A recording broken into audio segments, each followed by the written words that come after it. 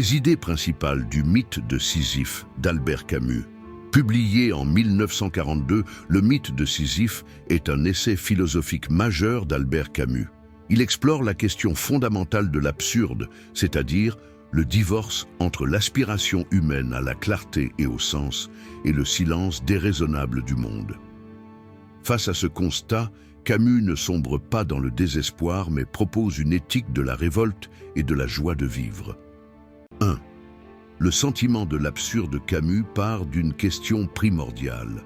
Le suicide est-il une solution face à l'absurdité de l'existence?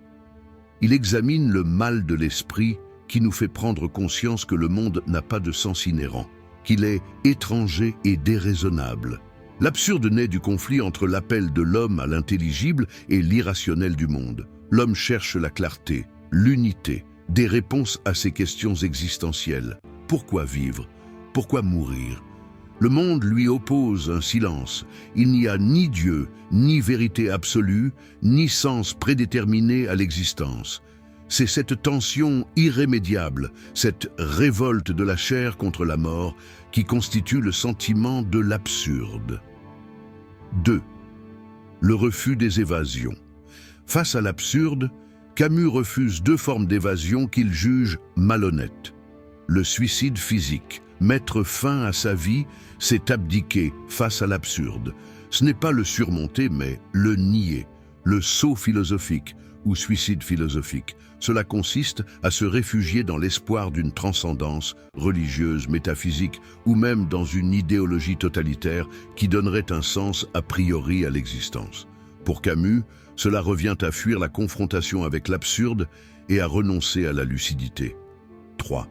La révolte absurde. Puisque l'on ne peut ni fuir ni annuler l'absurde, il faut l'assumer pleinement.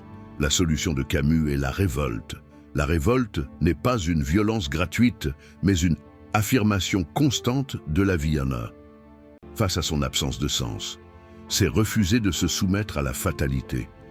Elle implique une lucidité perpétuelle, garder consciemment l'absurde présent à l'esprit, sans illusion ni faux espoir. Elle nous pousse à vivre intensément, à multiplier les expériences, car la vie n'a de valeur que par la quantité d'existence qu'on y met, et non par son sens prédéfini. 4. La liberté et les passions. La conscience de l'absurde libère l'individu de toutes les contraintes morales et dogmatiques externes. Si le monde n'a pas de sens, alors rien n'est a priori interdit ou prescrit. Cette absence de sens fonde une liberté totale. Cette liberté conduit à une valorisation des passions et de l'expérience terrestre. Puisqu'il n'y a pas d'au-delà, la seule réalité est ici et maintenant. Il faut vivre le plus possible, embrasser les joies et les peines du présent et épuiser tout ce que cette vie absurde a à offrir.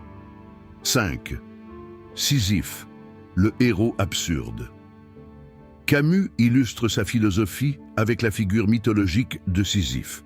Condamné par les dieux à pousser éternellement un rocher au sommet d'une montagne d'où il redescend toujours, Sisyphe incarne la condition humaine absurde, un travail vain, sans fin et sans signification ultime.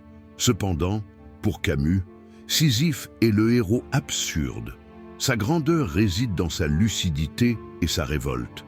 Au moment où il redescend la montagne, il est pleinement conscient de l'absurdité de sa tâche, mais il ne succombe pas au désespoir. Il méprise son destin, le défi, et c'est dans cet acte de révolte consciente qu'il trouve sa liberté et son bonheur. Le rocher devient sa chose, et la lutte elle-même suffit à remplir un cœur d'homme. Il faut imaginer Sisyphe heureux. 6. Création et engagement. La révolte absurde peut aussi prendre la forme de la création artistique. L'artiste, comme Sisyphe, crée une œuvre qui n'aura pas de sens éternel, mais qui tire sa valeur de l'acte même de création, du défi lancé à l'absurde. L'engagement et la solidarité humaine, bien que moins développés dans le mythe de Sisyphe que dans l'homme révolté, sont aussi implicites. Face à un monde indifférent, la valeur peut être trouvée dans la dignité de la lutte partagée et dans la solidarité entre les hommes conscients de leurs conditions communes. En résumé, Le mythe de Sisyphe est une puissante méditation sur la confrontation entre l'homme et l'absurde du monde. Loin de mener au nihilisme, ce constat pousse à la révolte lucide, à une liberté radicale et à une affirmation passionnée de la vie présente, trouvant sa dignité et sa joie dans la conscience de cette lutte constante contre un destin dénué de sens transcendant.